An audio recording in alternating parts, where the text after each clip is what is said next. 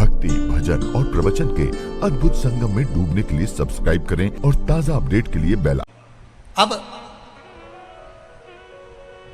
3 चीजें हमारे यहाँ सनातन धर्म में बड़ी विचित्र बताई है, उसका स्मरण होना चाहिए। नारी जब मांग में सिंदूर भरे उस समय दर्पण के सामने केवल नारी हो, कोई दूसरा नारी को मांग में सिंदूर भरता हुआ ना देखे।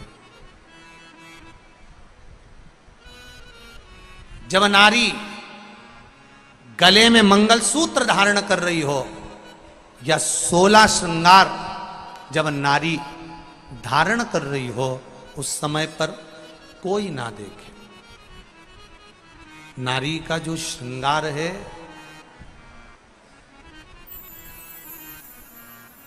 एक विवाह के समय पर और एक मृत्यु के समय पर।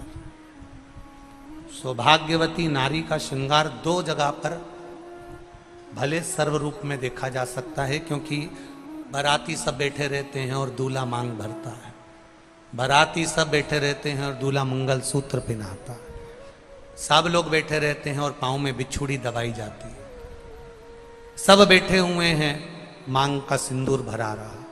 और एक अखंड सौभाग्यवती नारी जब जाती है तब सबके सामने सब खड़े हैं और पति अपनी पत्नी को मांग में सिंदूर भरकर आखिरी में भेज देता है, भेजता है। ये 2, पर इसके बीच में जो स्त्री का जीवन है, इसके बीच में जो नारी का जीवन है, एक बहू, मैं निवेदन करना चाहूंगा आज की बेटियों को, भले तुम पढ़ लो, लिख लो, डॉक्टर बन जाओ, इंजीनियर बन जाओ, कलेक्टर बन जाओ, एसपी बन जाओ, तुम्हारी मर्जी पड़े, तुम मिनिस्टर बन जाओ, मना नहीं, पर हमारे सनातन धर्म की संस्कृति से दूर मत हटना। मुख में हिंदी, माथे पर बिंदी, ये मेरे भारत की सनातन धर्म की निशानी आपके भीतर होना चाहिए।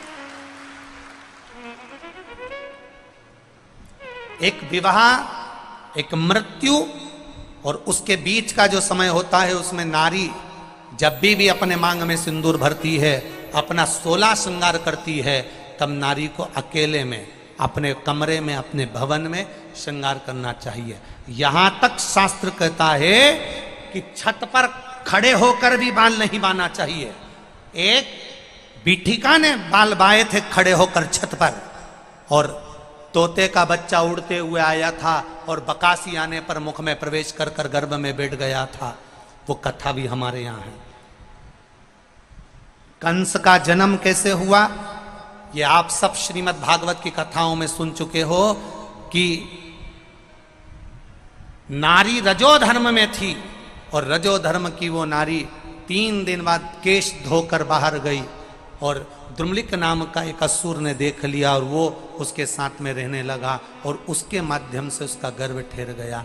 यहां तक हमारे संवाद करते हैं, उसमें थोड़ा सा स्त्री को समझना है, थोड़ा सा नारी को समझना। आप करो श्रृंगार, आप करो श्रृंगार, आपका श्रृंगार करने को मना नहीं है। सास, ससुर, देवर, जेठ, परिवार, घर के बड़े, घर के बुजुर्ग खड़े हैं, उस समय पर श्रृंगार नहीं। आप जाओ अपने कक्ष में, श्रृंगार करके आइए, मना नहीं, पर किसी की सम्मुखता में नहीं।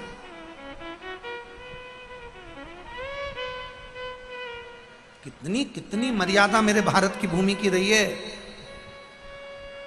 इतना इतना पल्लू मेरे भारत भूमि की माताएं करती आई हैं, और अभी भी पूरे बेटमा में और इधर आसपास के क्षेत्र में आप जाकर देखिए, मेरे मालवा क्षेत्र में आज भी इतना पल्लू, और उम्र हो गई 75 साल 80 साल, तो भी डोकरी इतना पल्लू करके चले। अब बताओ, इससे कहो कि कौन देख रही है, अरे रहने दे तुरंत इतना पल्लू। वो तो धीरे धीरे पल्लू इधर आया, फिर इधर आया,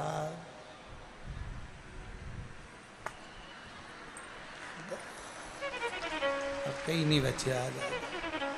अब तो बहुएं इतना पल्लू केवल 2 बार रहती है, एक बार शादी करके आती है तब, क्योंकि मुंह दिखाई में सोने की रकम मिले, और एक बार बहू इतना पल्लू जब रहती है, जब घर में कोई डोकरा डोकरी बुढ़ा बुढ़ी मरे तब, क्योंकि आंख में आंसू एक भी नहीं आए, बस अंदर जबरदस्ती चिल्लाए, बस 2 बारी रोती, बस तो आंख में आंसू, बस पल्लू इतना ही बस।